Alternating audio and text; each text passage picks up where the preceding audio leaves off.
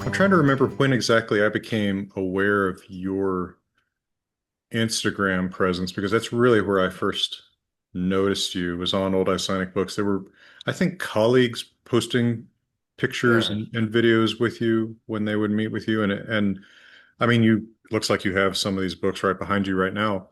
Maybe some of them. you could start off by telling us what your story is with Old Icelandic Books. What Yeah, and sometimes I have to stop and think myself because uh,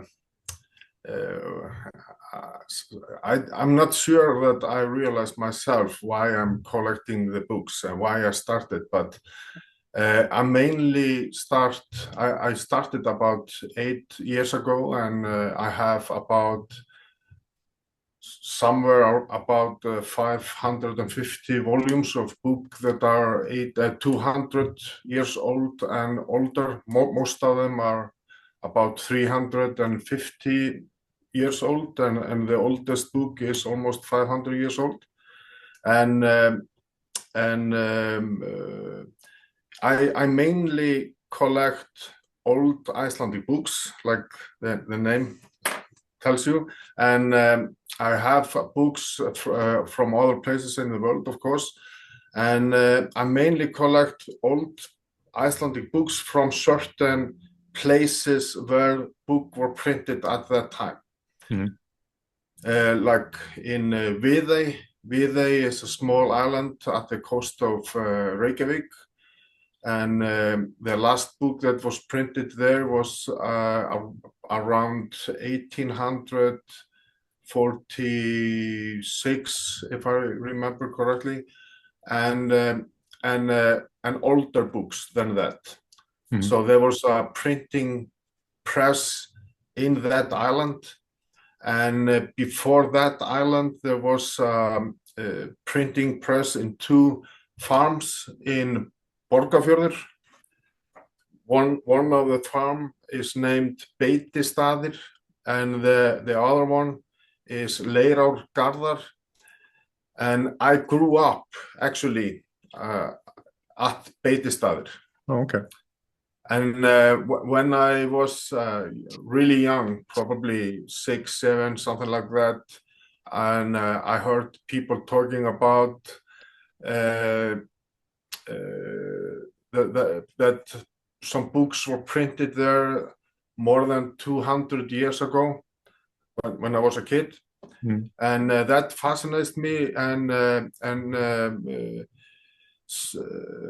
also I grew up around people much older than me and much older than my parents, and people born in 1890, 1900, and people from you can say different Icelandic culture. Mhm. And in the same time I was watching Indiana Jones movies. So old stuff is something that fascinates me. There is something mysterious about the books Mhm. and the history that they contain. And also I, of course, so I continue with the story. I collect books from other printing places. There was a printing press in small island in west of Iceland called Hrapsey, and then Skálholt and Hólar that you Mhm. probably know about.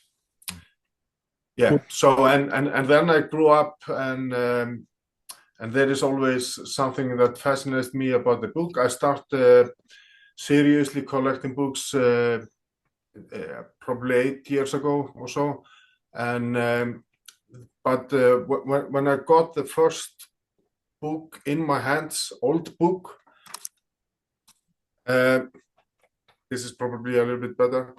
Uh, I thought it was totally useless to take this extremely rare book and just put it in a shelf where it keep collecting dust. Book with such a history, book that have went through generations of people, and so I started to gather some information how I can conserve the book in the best way, and that led to deeply nerdism, and so I started also to learn about how to restore the books. So today I restore my books and to make sure that next generation will get the book in at least the same or better condition that I got it. And today it sounds maybe silly for someone, but today actually this it starts with a one book and led to something that today is a project about saving, rescuing the heritage that we have in the books and that we have in our language and that we have in our sagas. And so old Icelandic books is a little bit more than one guy collecting books for himself, because I don't feel like I'm the owner of the books actually. Sure. You're a caretaker. Because I'm the caretaker or the guardian of the books. And because those books, because if you have a 300 or 400 years old book in your hands, and book that is maybe in a really, really good shape, it means someone or many people made sure that next generation will have it in a good condition. So who am I to be the owner? I can't be the owner of the books. I'm just a caretaker. Sorry. Well, I was going, do you put any sort of mark in them to indicate that they were part of your collection, or do you leave them unmarked? Absolutely unmarked. Okay. There are in many of the books, so some of the books have a history of who the owners was, but today I'm not. I feel like I'm not allowed to put my name in it. I see. But instead, I will put my name. I keep a record of the book and a history in Excel today that they didn't have 100 years ago. Sure, that makes good sense to me. Yeah. So let's talk a little bit about conserving these books. How did you learn how to do that? And what will you typically do with an older damaged book? What kind of steps do you take to protect it and preserve it? Yeah. So just to make everything clear, I'm just a nerd. I'm not a specialist in any way, but it started that I was reading books about book binding and book conservation and restoring them, and watching YouTube videos, and then through the years you start to know people in the industry, both other collectors and also scholars from like the institution of Árni Magnússon and the university, and also specialists in restoring books, and so after I started to learn myself, and basically everything I know it came from myself, and also today I'm a good friend of other Icelander who many actually call one of the best bookbinders in Iceland. And he called me just like a month ago and asked me to restore book for him. So everything is going well. That has to feel good. Who is that? Yeah. His name is Eyþór Sigurðsson. And we are regularly in, and he have actually taught me a lot, but 90% of everything I know is just because I learned it from YouTube and reading books. And, I started to bind in probably like 20, 30 books with blank pages before I went into restoring my books. So you have to know a little bit about book binding before you restore them. So that's almost everything that I know is from YouTube and reading books and just to learn everything basically from myself. And when I'm restoring the books, some books, of course, are in that good condition. I'm not going to touch them. But some books actually extremely need rescuing. So when I'm restoring the book, I start to take the book apart, take the cover from the book and separate the pages.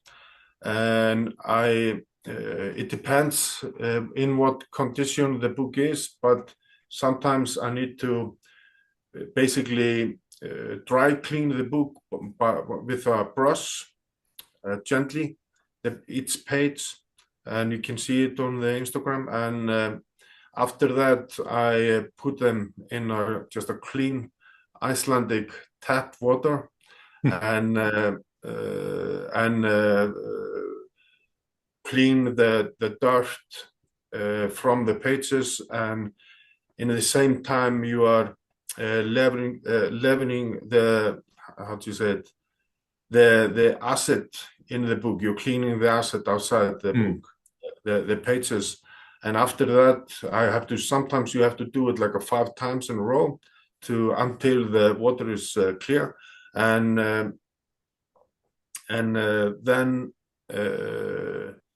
then I dry the pages and press them and restore them with a special book repairing paper and a special glue, acid-free glue, of course. And then I bind them in together again and in the same cover. So often I have to restore the cover as well. I didn't realize you would actually use some of those old covers. I thought that probably you would just be getting rid of covers often, because covers I would think would be what would get so damaged. But I didn't think about the acid. What causes the acid? Is it something chemically with paper? So the paper at that time is mostly probably 80-90% made of cotton. Okay. And so the paper in the books basically is like a cloth, just like the shirt that you are in now. So you can wash it. And what caused the acid, I have to say, I'm not sure about that. So sometimes in modern books, you'll see a note, that it's printed on acid-free paper. But I guess that must be something kind of new. I was just It probably is. And yeah. I hadn't even thought about that. Or the fact that you could just wash it in water, because as you say, it is cloth, right? We're not talking about vellum. We're talking about printed books from the modern period. So actually you can say that the paper in those old books is actually the real paper. Because it was I think around 1850 something that people starting to use a little bit different material, like tree stuff. More, I think it's more wood pulp today. Yeah, I think I'm it's not more. sure how to pronounce it. I don't know. I don't have much to do But with it. yeah, but again, to make everything clear, I'm not specialist, but I know enough to restore my own books, and sometimes actually I restore books for others as well. And yeah, And your books are available for the public to view yeah, sometimes. I know that sometimes you participate in some tours. absolutely, yeah, uh, because today. Old Icelandic books today is a little bit far from what it started to be. Um, uh, I I want to be the what like the old. I want old Icelandic books to be, you can say, the bridge between the scholars and the public, Hmm. Hmm. because you're not able to go to the institution of Árni Magnússon and go through some books there and learn, they have probably thousands of books and of course the manuscripts in a Wolf, you know. Hmm. So, but the thing is, you know, that's a different. Of course, it's the most valuable things for Icelanders are in Árnastofnun. But the thing is, I think it's really important, especially these days, to uh, uh, you know get people more involved of the Icelandic sagas and the books, and try to build up some interest in people to read books and read the sagas, because when you get the interest in the books, you will get the interest in the language. Hmm. And so you know uh, if you take some book and like many people have asked me, those books should be just in a museum, because it's a valuable books, and some of the books that I have are actually in a really only exist in a really few copies, and sometimes the only copy is the copy that I have, and so it's really valuable, and people should. That's a book that should be in a museum, but people don't realize if you put it in a museum, they are just going to put it in a box and Yeah, in a storage, and it's going to be there for 100 or 200 years, and then it's only for their scholars if they know about it, But so that my idea is that you have to use the books to make an interest. It's not only books for me. It's not my own. I'm just the guardian of the books. I have to use the books to, make people more interested in the heritage. I And agree. when I say heritage, I'm meaning the language. I'm meaning the Mm. sagas and all that history that not only the books contain, but also the history behind the books. Mhm. And there is a more history, and many books have more things to say that are printed in them, because when I'm restoring the books, often find some letters and manuscripts as well. Hmm. I very much agree with your sentiment that these should be, I mean, carefully protected and preserved, but that they Yeah, of are, course. but Yeah, that they should be available to be read. That's what a book is for. You're not a absolutely. dragon hoarding Yeah. things that you're just going to lie on top of and not let anyone touch. I appreciate your attitude. Thank you. There But was a, and today actually I'm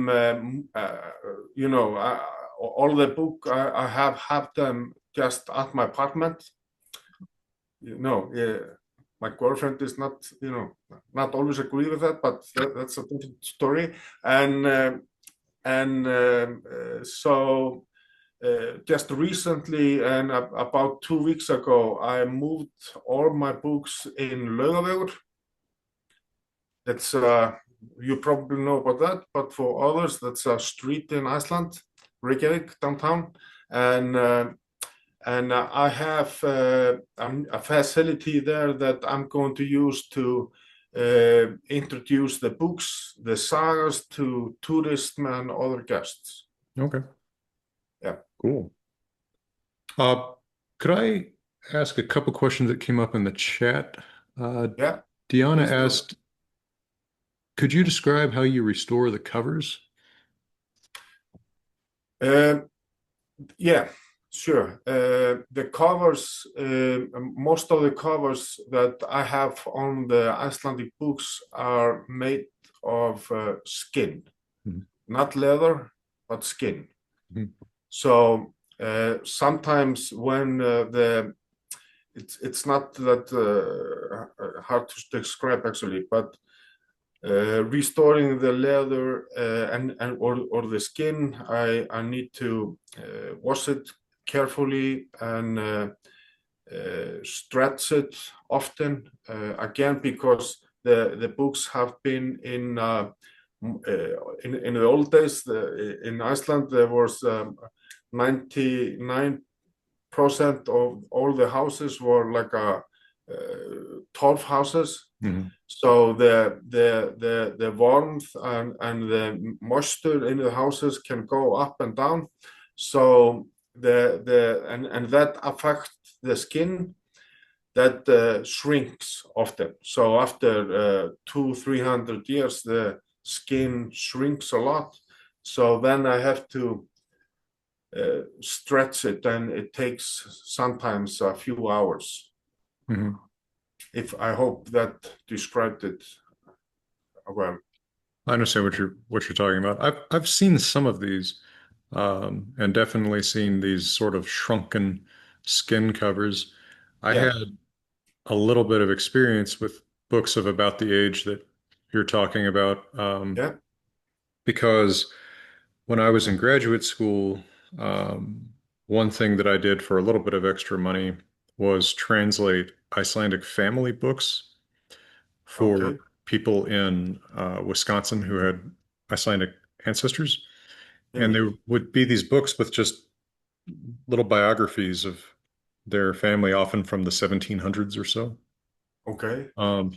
I guess this apparently used to be a fairly common thing. Yeah. But So you understand what I'm talking about with the skin or as a cover. It's basically you can it's just a skin that is stretched in a frame, That's in Icelandic we say spýtt skin. That means spýtt, a spýta skin. That means you stretch it in a frame and then you have to scrape it and then stretch it again. And it's the process is in many ways similar how you make a parchment. And actually some books have a parchment as a cover. But that was probably fairly expensive early on, I would think. Yes. And just while I have a chance to toss a question at you, I was just thinking, was the earliest printed book in Iceland, was that Older Gottskálksson's New Testament? There was some the New Testament of Oddur Gottskálksson was printed in Hólar. Yes, it was printed in Hólar, but before that there was other printing places like Núpufell. Okay. And of course the oldest Hólar, but there are other books, but they are lost, you can say. But the New Testament of Oddur Gottskálksson is one of the oldest and at least older than Guðbrand's Biblia. I think 1540. Yeah, I something think. like that. Yeah. Deanna had another question. To protect the books, do you have people wear cotton gloves when they handle Yeah, them? you're right. It's 1540. I got it right. Yeah. I wrote my master's thesis about it, so I thought I remembered that okay. Yeah, sure. How old is your copy? This copy, it's not so old. It's 1933. Okay. So it's basically a really young book in my collection. Yeah, that's a baby. Yeah. Well, my copy is just a reprint from 2006 or something. Yeah. So Yeah. Actually, and there is another thing that you're probably interesting that recently me and some of Icelandic scholars, both from the university and Árnastofnun, that have become really good friends of mine. We have made a committee inside, you can say, Old Icelandic Books. And do you know Robert Luigi? Un Italiano in Islandia, is that him? Yes. Yeah, I know Yeah, him. you know him. He's one of those people. Oh, cool. And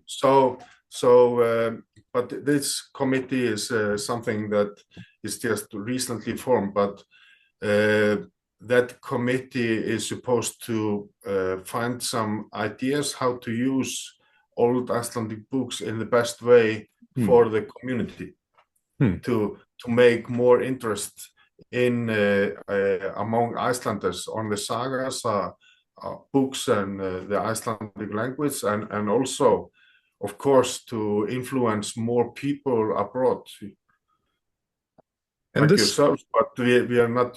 We don't need to influence you, of course. But well, I don't know. Maybe you could influence me more. But this, I think there's something in that too, where there's a way in which you're part of a continuing story, and your collection emphasizes the many centuries of that story that we forget. Because it's not just that someone wrote down a saga in, say, 1250 or 1300, and then someone is talking about it in 2026. That there's 600 something years between that of people passing it on, of printing, of writing it by hand, exactly. and then printing it. And you're part of that continuing story of that interest. And I find that the people who are earlier than we are in the story, even if they're not the originators of the saga, are also interesting. Like, why did this person in 1750 take the time to print a very fine edition of, Gisli Saga or something, right? What was their interest in it? What did they see in it? Why did they choose this manuscript versus that manuscript? Was it because this wasn't available to them and this one was?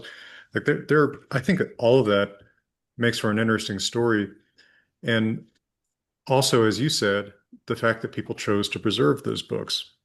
Exactly. Because, it's not as if every one of those behind you is all the ones that ever existed. Most of the ones that ever existed are decaying somewhere, or they're in a landfill, or they just they rotted or something. Yeah. So yeah. Just the choice to preserve it to today, to keep it in circulation is part of the story. Absolutely, yeah. And I think it's and not only I think it's a fact, it's a really important thing to do, because there is a lot of people in Iceland that heritage, some of the books and old books and stuff, and don't know what it is basically, and throw it away. Well, yeah, that's really, really sad, actually. This discontinuity with the past, this feeling that it's not relevant or interesting, which I find usually is just because you don't realize what it is, right? Yeah. Oh, it's old, so it's boring. It's like, I don't know. This really isn't. Yeah, But it takes a absolutely. lot. It takes a lot to convince people. Yeah, Um, and I think now I'm really getting off topic, but not really. I think when you have a physical book and there's a story behind that book, like one of your books, it's much more gripping to someone's attention than saying, "Well, let me send you this on Kindle." yeah, That's exactly. there's something about the Absolutely. physical story of the medium Yeah, itself. yeah, yeah. Yeah, that's true. Absolutely. But speaking of that, I should ask some more of these questions that are in the chat. Diana Yeah, asked, to protect the books, do you have people wear cotton gloves when they handle them? absolutely not. No. Okay. And that's because it desensitizes your fingers, is that right? It does, yeah. And but also the this is a really good question, and I'm really glad it came up because and it's the most common question because that's something that you got from some Hollywood movies, and I'm pretty sure that you, Jackson, know the answer yourself, but it's desensitize your finger, but also there is those threads of cotton in the glove that can rip off because the page in the book is made of cotton, so there are a lot of threads there, and they can hinge together, and then you rip off, and Mhm. so goes on like that, and you can take something of the black from the book, and also if you're going to use the gloves, are you going to clean it, or are you going to put it in a washing machine and clean it that way and with chemicals, or how are you going to use it again, because the gloves after one use is more dirtier than your fingers. Mhm. But the thing is, if you clean your hands well, just from warm water, it's just totally enough to they're yeah, it's totally enough. And also, if you're actually going through a manuscript made of skin, it's actually better that you don't clean your hands because the oil on your hands are going to moisturize the skin. Mhm. This makes people so mad, though. I mean, as you Yeah, know, you post a picture of you touching a manuscript or a book, and people yeah, start commenting, you shouldn't yeah, do that. You're going absolutely. to ruin it. And I remember that there was some secretary or someone in the news in Iceland that was going through some manuscript, some of the Icelandic manuscript, and you had specialists around him, and nobody had the gloves. And then he was going through the manuscripts in the television, and the comment system went on, and everybody else was a specialist, but nobody on the in the around the secretary was a specialist. But of course they were. So yeah, Yeah, it's and as an aside, I always see these pictures of, like here's the ambassador from the USA looking yeah, at the Codex Regius. I'm like, what is this guy? Like he doesn't yeah, know what yeah, he's yeah, looking at. Like what? Like what? What? What does he get to see this without having to go through the whole process? Why yeah, do I have to go through the process? But whatever. It's always frustrating. exactly. Um, Julie asked if you could tell us about some of your favorite books. My favorite books. That's a good question. Uh, it's a it's a hard thing to pick. My favorite books. Can I say then manuscripts also, or Oh, is sure. that inside? Oh, yeah. Yeah, the most favorable thing these days for me is a piece of Grettis saga Hmm. manuscript piece that I found just a few months ago. Hmm. But if she is asking about what's my favorite saga, it's actually also Grettis saga. Okay. Where did you find this manuscript piece? I found it in old Icelandic book from 1752. Hmm. It was like in Icelandic it's called Ferðabók Ólafs Ólafíusar. Okay. And yeah, so because I actually have been a little bit in the news in Iceland because of what I'm doing, and so there is actually of course a lot of the books, most of the books is something that I have bought myself through the years, and but people actually is starting to handle me the books that basically give books to the project and to restore them. Excellent. And also because they want the books to be restored, and also they still want them to be used to influence others. So there were 3 books that I was given some 10 months ago or so, and actually there were 4 books. 3 of them were that traveling book, Ferðabók Ólafs Ólafíusar, and the 4th book was the Bible of Thorlok from 1647. And there I found that manuscript inside that one of those books when I was taking the cover of one of the book. Just a leaf? Yeah, it's basically just a leaf.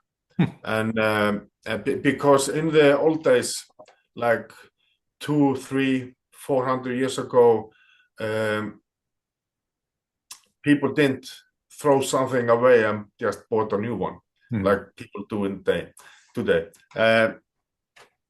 So people and like Iceland was like a nation of farms, and people have to do the things themselves, and you have to be able to put up many hats, and often when something breaks or broke, they have to just fix it themselves, and so they often restore the book, like part of the cover or something like that, with old manuscripts or old letters and stuff like that. And so it's not uncommon that I find old manuscripts and letters in the cover itself. That's how, for example, Hildebrandslied, one of the few Old High German heroic poems it's known, was preserved because it was used as part of the cover of a psalter or something. Yeah. Oh. How old is that's just the sort of thing that gets my attention. How old is this Grettis saga piece? Can you tell? Yeah, I already have asked some specialists at the institution, and they tell me that it's not older than maybe 1750, 40, something like that. But there's an amazingly long tradition into the 1800s of Icelanders copying these by hand. Yeah. So that in itself, Absolutely. such a rich tradition in itself. Yeah. And there is I have a small story. You know the word for recipe in Icelandic, it's uppskrift. Okay. Uppskrift means writing something up from something. Uppskrift, skrifa upp. Yeah. Writing up, basically. And so, like you know yourself, people let's say that you had the manuscript of Grettir, and you live in this farm there, and I don't have the manuscript, so but I want to own that manuscript, this saga of Grettir Ásmundarson. Sure. So I come to you, and I start writing up from your manuscript, my manuscript of the same saga, and that means skrifa upp eftir, or it's called uppskrift. And in the same time, and that's something that men did for centuries, as you know yourself, and but women also went through from one farm to another farm, and they were talking together, and they like this way of cooking or baking or making something, so they also write something up, skrifa upp eftir. And yeah, and that's why it still stick to the name or recipe in Iceland, and it's called uppskrift still. I hadn't thought about that. I was thinking to myself, is it uppskrift? Because I think it's uppskrift, uppskrift in Norwegian and Danish too. Yeah. But yeah, uppskrift. That's a cool connection.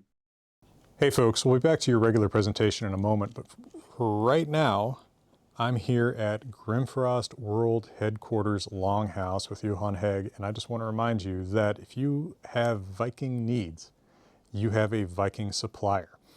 Grimfrost really cares about getting things right, and if you need replica, well, anything, right? Shields, helmets, weapons, board games, cool t-shirts, hats, all sorts of accessories like that.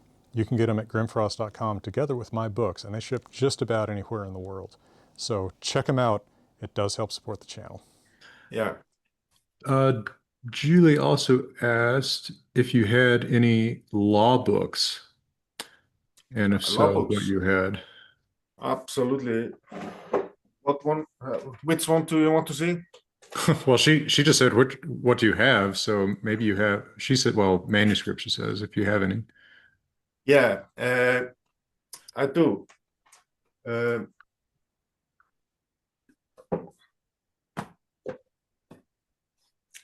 So actually I do have a law book. I have, for example, this is the Norsku lögin, the Norwegian law, printed in Hrapsey in west of Iceland, 1779. Wow. And but most of the manuscripts actually that I find are from Jón's book, the book of John. And for example, we have one here, if you can see it. I can. Nice colored initial letter too. Yeah. And then we also have, this one is about 450 years old. Wow. Actually, that is pretty readable for that time. Yeah. So yeah, I have a few law books and manuscript from law books. And those also continue to be copied by hand for a fairly long time. Yeah. This is uppskrift. Yeah, and people, Jón's book was the book of John, like you say in English probably, because people needed to know the law. It was probably something that was most rewritten, you can say. Right, there'd be a reason for multiple people to have copies, and Yeah, yeah, and yeah. refer to it. And this part there that you saw that you said yourself was pretty readable, Mhm. but according to the age, that was the part of hvalrekabálkur. Oh, well, that's important. Yeah, and it's so it's written in 1282, and hvalrekabálkur, which is for others that don't understand Icelandic as well as you, that's a part of Jón's book that is about whale that come to our shore. How do you say it in English? Well, they're stranded, right? They're beached, Stranded. Yeah, beached. yeah, yeah, Yeah, yeah. Yeah. Thank you. yeah. So, but it's important And because who owns yeah, it? and I Yeah. think it was last time it was used in Iceland is like a 1.5 year ago. Really? Yeah, Wow. I didn't know that. and I actually because some of my guests that have been coming to old Icelandic books and taking a look at the books and old law books are both lawyers or judges, and I asked them about that. Why are we still keeping, a law that was made, almost 1,000 years ago, and why don't we change it? And they simply say, you don't have to change something that works. Sure, sure. Yeah, and yeah, that makes sense. And the textual study of those law codes is, I mean, very fraught with implications even today. If some of those precedents are still valid, then Yeah, two different readings and two different manuscripts that could have big implications too. But I absolutely. was very struck by that little fragment of Jon spoke at how Yeah, readable that is because I mean, so many. I've been looking at a manuscript, AM 343, which is probably from like 1450, 1475. And it's so frustrating, some of the books from that period, because they write such cramped yeah. little letters. And Let me show you here now the part of Grettisaga. oh, okay. But that was like refreshingly like, oh, okay, I see what this says, like it was Yeah, I see what letters these are. I'm not confusing M's with I's. and I can also, if you want me to take some photos of this Jackson, I can Oh send yeah, it to you. sure, that'd be fun. Can you That's not see? bad. Yeah, I can. Wow. That is just such a cool thing to stumble upon. Yeah, this, and it's totally like finding a treasure when you see something like that in the book. It's just, oh my God. Yeah. The oldest piece that I have is about 600 years old. What is that? Uh, I don't know. Hmm. And Árnastofnun, the institution of Árni Magnússon, don't haven't been able to give me an answer about that either. Hmm. But it's really small actually, and it's like two pieces that I found in a book from 1616, and it was like I was taking apart a skin cover, Hmm.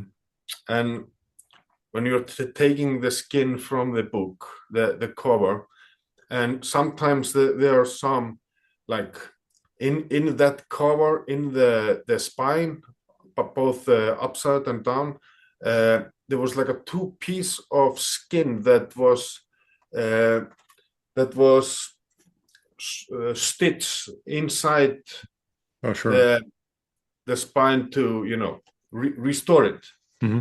And I thought it was just like a two piece of just skin pieces. So I start to wash it a little bit just from a water, because I want to keep everything that I find, because maybe I could reuse it in the cover.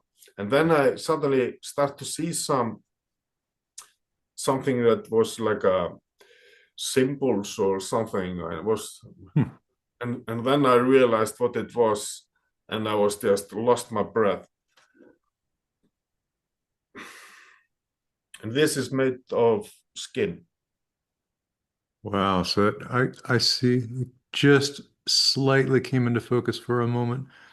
Yeah, that is hard to, I mean, not enough complete words to tell what you're looking at. No, It but looks like, they say it's a rhymes, okay, rimur. but yeah, but they don't know from what text it is actually, and it's Hmm. those two pieces. Well, those were very popular in the 1400s, so Yeah, yeah, yeah, not a surprise, but what a cool thing to spot. That could be a little bit of Lokrur or Thrimlor or any of those old yeah. Rimur. That's cool. What It's a really cool. what a neat thing to stumble on. Yeah, And and of course I have some first printed edition of some of the sagas. You know, like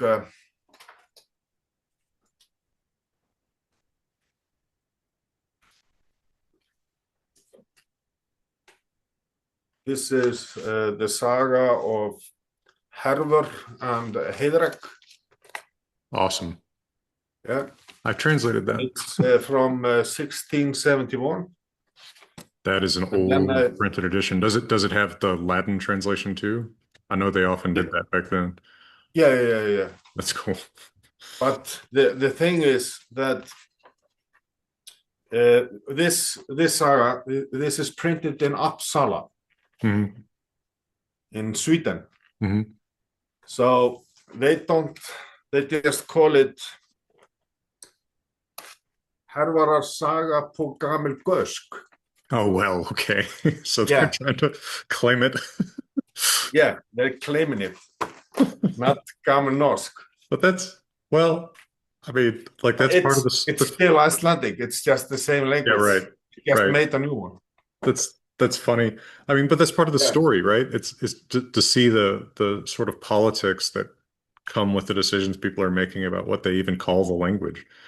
Uh, yeah, yeah, I mean, yeah, yeah, yeah, yeah. that's And at that time, of course, there was a conflict between Denmark and Sweden, and yeah, has been for a while.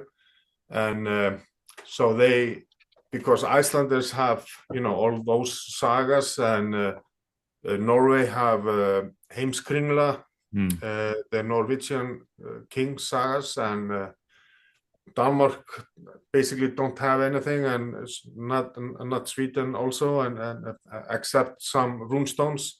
So they just take that saga and make it as theirs. yeah, yeah. Yeah, Well, and then there was a competition to gather up manuscripts too, right? Delagardy yeah, was trying to gather up Icelandic manuscripts in competition with the folks yeah, gathering them for the Danish collection. And yeah, some important stuff wound up in Sweden, like the homily book. Uh, yeah, but yeah, exactly. that's so interesting to see the Yeah, this is old yeah, Gotlandic basically. yeah, yeah, yeah. Speaking of stumbling upon things, I don't want to take too much of your time. Uh, No, it's fine.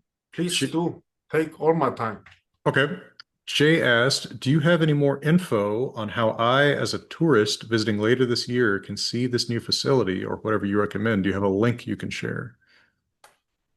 Yes, that's a really good question also. So I'm making these days, I'm making everything ready as we speak. Well, not as we speak, but today and next days. And so I'm planning to make everything ready after 1 week. So the Monday after 1 week, everything will be ready. And and people are going to be able to book a tour. There will be open tours, just in a small groups though, like 8 people, and then there will be exclusive, like if people want, like for one person up to 6. Okay. And how So, can, so and if someone have a further question, they can send me on my Instagram account, okay. Old Icelandic Books. Okay. And last year, and the reason that I'm actually doing this because uh, last year I got like a 100 visitors, and I didn't advertise or anything like that. So I start thinking, okay, that's maybe something I should do. Start Mhm. a business in this. This is something I love, and I want people to, wherever they are from in the world, to know more about it. And yeah, I think it's a great idea, and I'm surprised and pleased at the interest. I mean, sometimes people talk to me like, "Do you know Reynir Óskarsson?" Reynir Óskarsson. No, He's an interesting guy. He works with Hurstwick. They do replica, or what would you say, like Viking combat. They try to figure out how these things work. yeah, Uh, yeah, anyway, he and I have both been approached at different times about doing tours of Iceland, of yeah, historical or whatever kind. And I always say, like, I don't know what to show you really. Like I can take you, like they already do saga tours. Like to me, the yeah, interesting thing is the books more than any yeah, place I can take you. Like anybody can take you to go take a picture of a waterfall. Like yeah, I think it's more interesting to say the, as spectacular as Iceland is in terms of its nature, it's the human culture of Iceland that I think is so fascinating. And what you've assembled is a just a monument to that human culture and that people are yeah, interested in that. exactly. It's wonderful. Yeah, but you know, uh, we, Iceland is much more than the Northern Light, the horse and the mountains. Yeah. And I just don't understand why we haven't already made more of the books and the sagas, because the sagas and even the Icelandic language, Mhm. well, Gamalnorsk, have had an impact on the world. There's a lot of word in English that basically came from Icelandic. Yeah.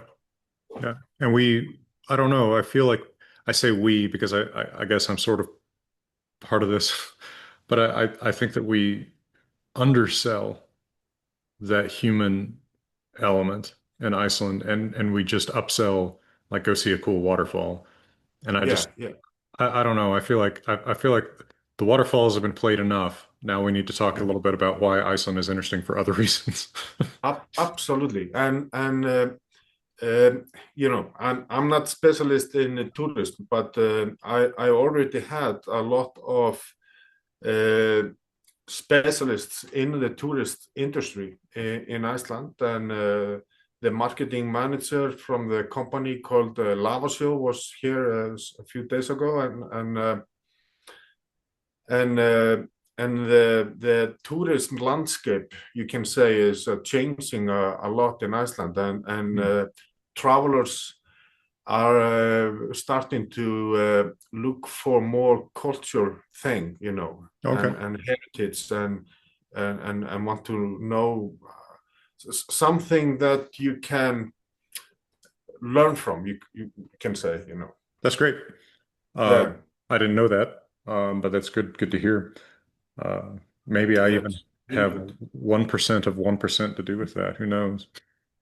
Yeah, I'm Um, pretty sure. And actually, I was talking, discussing that with my girlfriend and others a few days ago, that we should be really grateful to Jackson Crawford, okay, because that's not what I mean. But, but it's like I'm flattered. But like, no, I'm really glad that people, and if I may ask, why this interest in Iceland and that old language and the sagas? I mean, the short version of the long story is it has nothing to do with family. I'm not of Scandinavian descent. Crawford's not a Scandinavian name. Um, Okay. Never knew any Scandinavians growing up, but I loved dinosaurs and I studied Latin in school because the dinosaur names were in Latin. And from Latin, I learned that language evolved and I got really interested in language evolution. And so I decided to learn more about the evolution of English. And that led me to looking at other old Germanic languages, Yeah, right? I always said the forgotten sisters of English. And I don't know, Icelandic just I liked it. yeah. I Same here. I can't give you a straight answer. I'm collecting books. yeah. I mean, I like I like reading it. I don't know.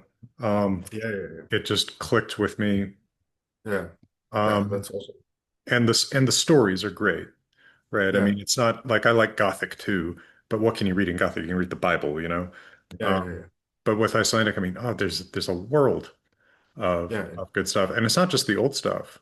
I mean, I enjoy quite a few modern Icelandic writers too.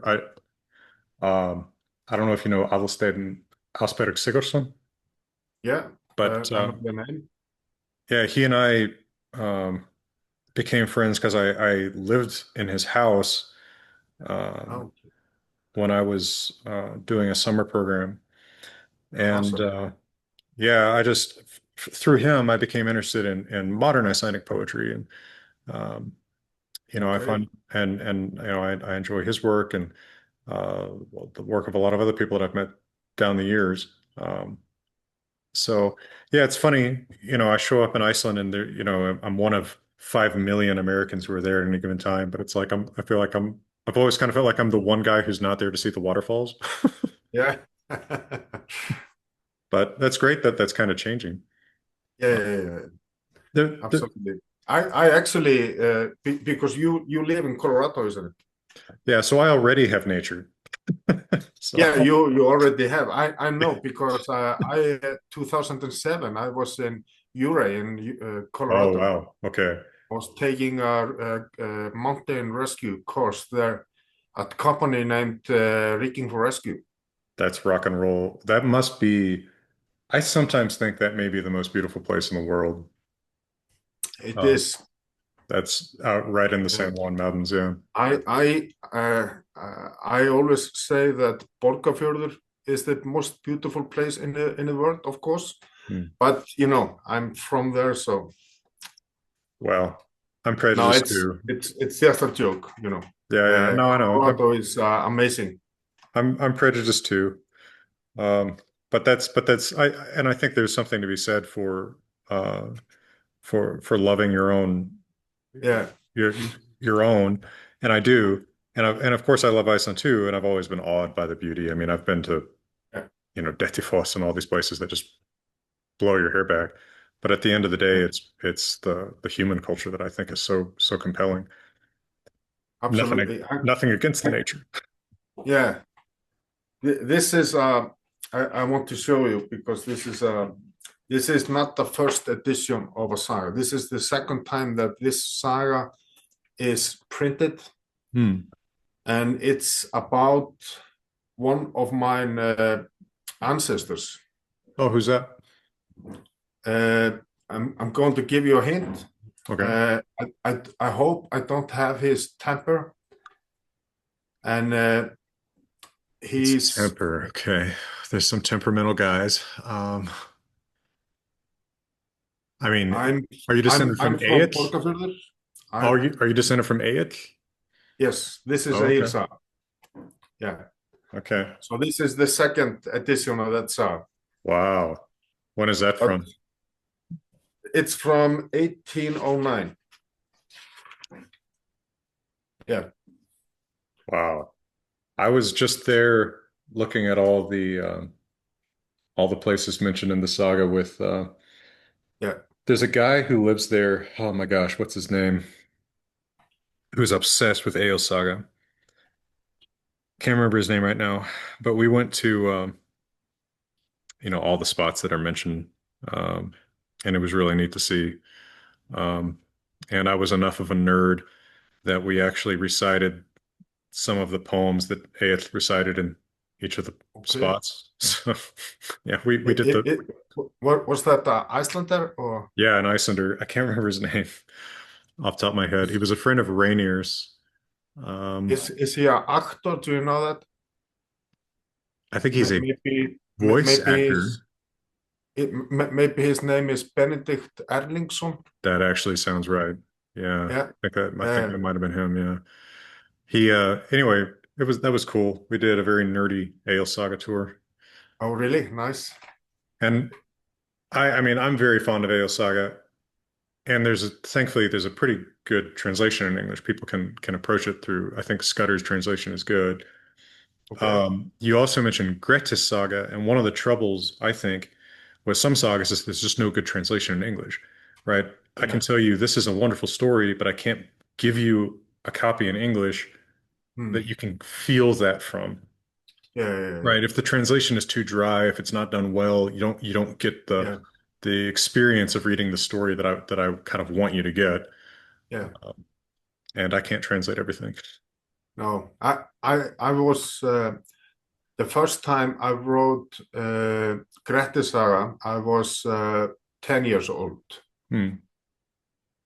And when I was growing up, there was a lot of books at my at the home where I grew up, and my parents always encouraged me to read a lot. And also, we didn't have a Netflix at that time. Mhm. Well, Thank God. yeah. I'm trying to remember the first saga I read. It was probably Hrapkels, Yeah, uh, because that was in the book that I learned Old Norse from, Evie Gordon's Introduction to Old Norse. But probably not long after that, I would have read Volsunga, which has always been a big favorite to me, of course. yeah, Völsunga Saga. Yeah, Okay. yeah. Which you probably have various editions of. Yeah. I have a edition of Völsunga Saga, but it's not so old actually. Oh, okay. It's like maybe about 100 years old, 120. Hmm. It seems like there was a period where those Fornaldarsögur were kind of Yeah, downplayed, and people didn't tend to make as much of them or yeah, yeah, reproduce them as much as the Icelandic sort yeah, of. yeah. And you know, uh, those sagas were never really. There was some time much in like I think it was like a 300 years ago, something like that.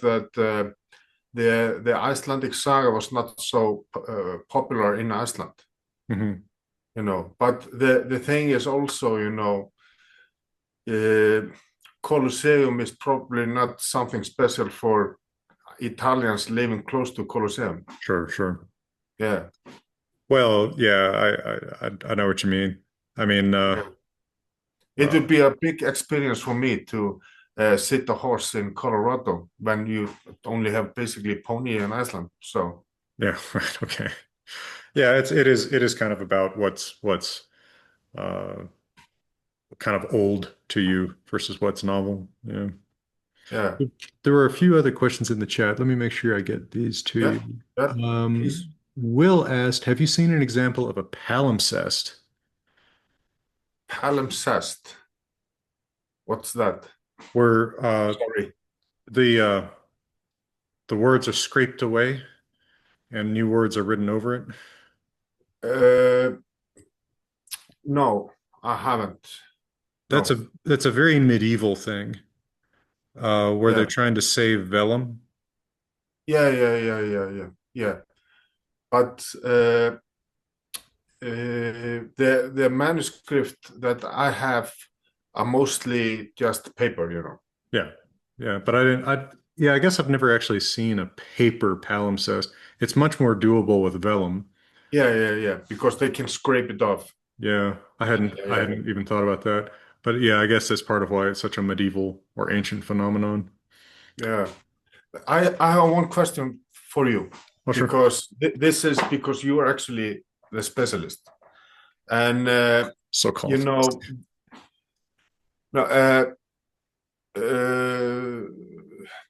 the manuscripts in Iceland they're supposed to be written on calfskin, isn't it? Yeah. And then because I was just discussing that with my friend a few days ago, because at that time that the manuscripts were made, of course, some of them was written, and like Flateyjarbók was written on 150 or 200 calfskins or something like that. I think it White, takes I think it white takes calf. one calf for for four leaves, I think is usually what it is. Yeah, okay. Yeah. And well, Flateyjarbók was really big, wasn't it? I think. It is huge. Yeah, it's huge. And so I was wondering, because if you're going to write on skin, it need to be uh, as white as it is. You can have it, you know. You're not going to write on dark or black skin, Sure. okay? But at the time when the manuscripts were made in Iceland, there were not so many kettles, wasn't it? I th Because the kettles, they were mostly in some big farms, but hmm. most of the Icelanders had some sheep. Hmm. I think, and an archaeologist might know better on this than I do. I think Yeah, that there were more, uh, beef cattle than sheep early on, and that the transition to more sheep came later. And okay, in fact, the language itself shows some evidence of this because today in Iceland, okay, fé by default is sheep, yeah, yeah, right? It's yeah, sauðfé. yeah. But in Old Icelandic, it's nautfé. It's Ah, so by default, if I say, I have a lot of fé in yeah, the yeah, yeah. sagas, that means I have a lot of cattle. Today, it's a lot of sheep. So it actually seems like Really, yeah. early on there's more nautfé, more beef cattle than sheep, and that changes over time. So I think there might Okay, actually have been more running around. okay, Um, that's interesting. I think Yeah, yeah, yeah. I understand, but there may also be, and I don't know, maybe a biologist would be the person to ask about this. I've wondered myself, like, why aren't more of them on sheep skin? yeah, And I wonder if there's some kind of physical reason for that. I wonder if sheepskin is just too soft, right? yeah. That's a good question. Absolutely. Like, would it But just tear too easily or something like that? I don't know. Um, let me check. going to do some experimentation right now. Yeah, because I just made the sheepskin a few days ago, Oh, okay. For and for it's not so easy to. okay. Well, so and it's nice But and it's nice and it clear. It looks like you could write on it very nicely, right? yeah. I'd write on that. Yeah, I don't So, know. but Hmm. it was just a thought of mine, I wonder because if, I grew up in a farm, oh, okay. and I went to many farms, and I think I only because I seen a lot of cows, because there was a cows at the farm where I grew up, and in many other farms in that countryside and other places, and the only place where I ever saw a white calf in Iceland was in a zoo in Reykjavik. Huh. Okay, I Uh, didn't think about this, but I guess they, because they are really extremely rare, actually, white cows. I hadn't even thought about what kind of cattle there are in Iceland, but yeah, I guess most of what I've ever seen have been kind of dark. And, like just as another language detail, it's interesting that Icelandic has such specific words for the color of sheep, such Yeah, specific words for the color of horses. And yeah, cows, I feel like, don't have quite the same variety of terms. no. There's a variety, but it's not quite like I have a whole book about sh the colors of sheep, right? Yeah, Because there's so many. But this has made me wonder if maybe more manuscripts, especially uh, yeah, yeah, small ones, yeah, yeah. I wonder if some of them might be sheep, and we just, Yeah, that's actually a really good question because I have my shelves with a lot of skin covers hmm that are absolutely made from sheep or okay, lamb okay, skin. So yeah. I'll I'll have to ask. I feel like somebody at Alpnastolpen would know this. Somebody must have checked to see what animal these things are being made from, because they usually say calf, but I wonder, it would be interesting to see if it changes over time too. yeah, but my thought was also because if you were not able to, but maybe I'm wrong because I'm absolutely not a specialist in any way. So, but the thing is, because I had worked in a slaughterhouse, and in the farm where I grew up, we did slaughter sheep's each and every höst, hmm Yeah, autumn, fall. Yeah. autumn, fall. Thank you. Yeah, and and so my thought was that if you were a farmer in Iceland many hundred years ago, and you were not able to have a skin of calf, most likely you were going to have a skin of white sheep hmm because white sheep in Iceland is the most common color hmm in sheep. hmm But you know, And well, Deanna makes an interesting point in the comments. She says, could it have something to do with what was considered more valuable? So perhaps you have other things you want to do with sheepskin. It's more valuable for other purposes. That's also a possibility. yeah, absolutely, it is. That's a good Um, question. But I it mean, it, it was just a thought of yeah, mine. it's well, but these are interesting questions because um, and it ties into what we're talking about in terms of the production of books in Iceland. Because actually, as someone else commented just a little bit before here, Yeah. Iceland has yeah, Deanna was saying earlier, a very long tradition of a very literate population, people Mm. reading and writing Yeah. huge numbers of books into the modern day.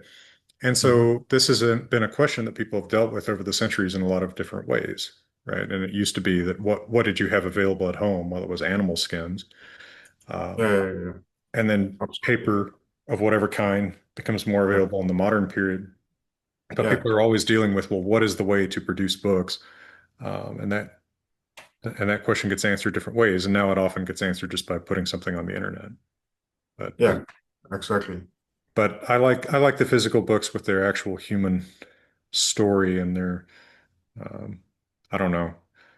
Like I Yeah. said, they can have stories themselves. You are, because absolutely you are more connected to the story that you are reading, and Yeah. uh, and you can't come much closer to the history when you're holding the book. No. Well, and sometimes, I mean, I always like um, to find notes from previous readers and Yeah. owners or piece letters or things like that that you mentioned. I found some pretty surprising little notes. Yeah. Uh, So Julie asked another question here, whether you have any magic manuscripts or books. no, a good friend of mine have a few of them. Uh, no, I don't have any kind of that, and no. That's a very that's been very hot over the last few decades. People have become very interested in those. Yeah, yeah, yeah, yeah. But just I'm more interesting by every day almost. There's that whole But museum. yeah, but do you know do you know a book called History Hjálmari? That is Historia Hjálmari. So like, is this like the Hjálmar from Odd Saga or? uh,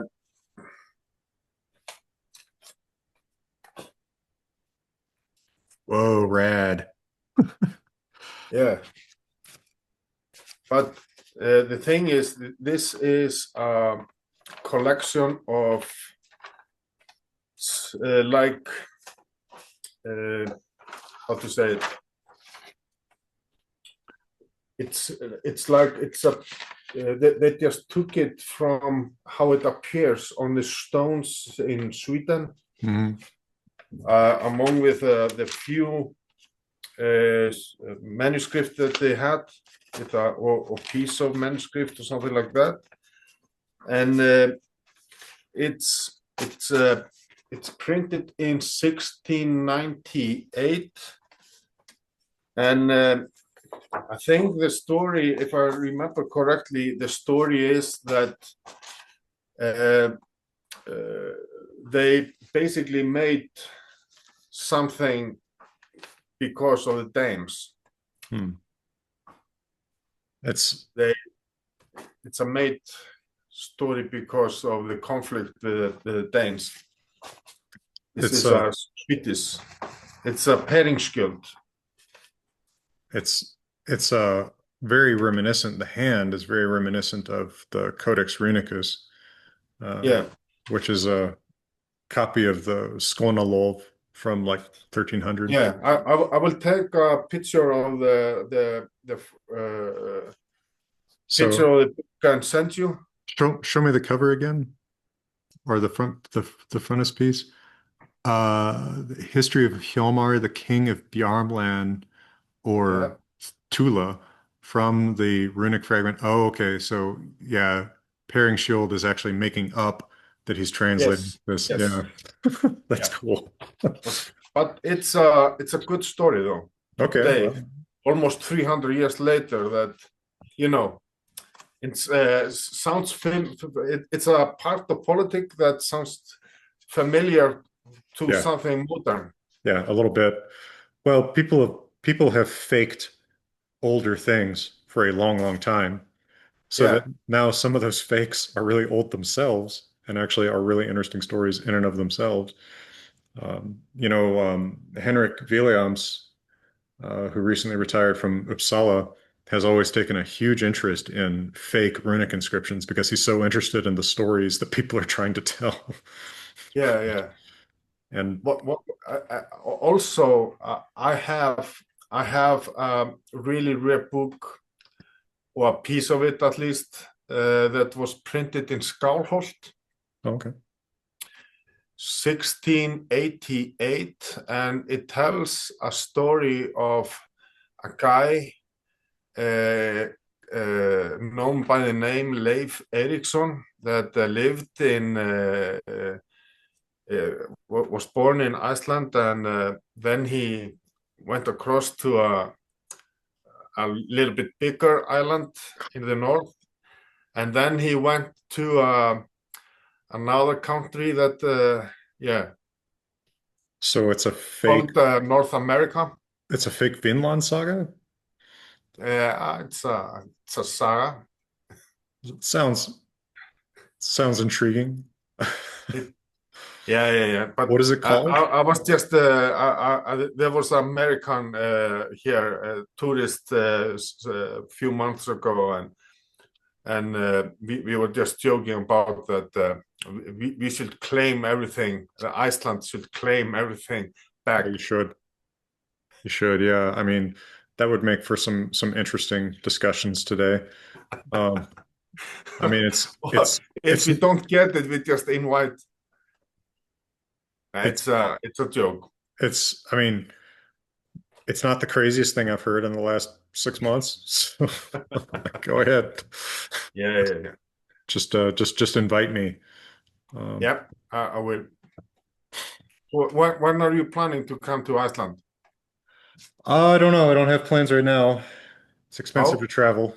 Yeah, I would like to come back soon. yeah, Um, absolutely. You let me know, and we I will will. schedule some time to. I definitely will because I'd really like to see this collection up close and meet you in person. I Yeah, sure. I don't know. I just have And there always has to be some, I have to always combine reasons, right? I have to have multiple things I can justify the travel by. So we'll see. Maybe yes, some talk or something will come up. yeah, absolutely. But it's been a real pleasure to talk to you today and Likewise, see some of your Mr. collection. Crawford. Yeah, Well, let's do this again in person, yeah, and absolutely. hopefully that can be soon. Yeah, yeah. And I will take some pictures of a few manuscripts and send to you, and you can study them yourself. Okay. Yeah. And if you want to do a seminar later, you just let me know also. Okay. Well, thank you so much, sir. And Yeah, thank you everybody for coming and asking your questions. And yeah, for now, I wish everybody all the best. yeah. Takk fyrir. Takk for me.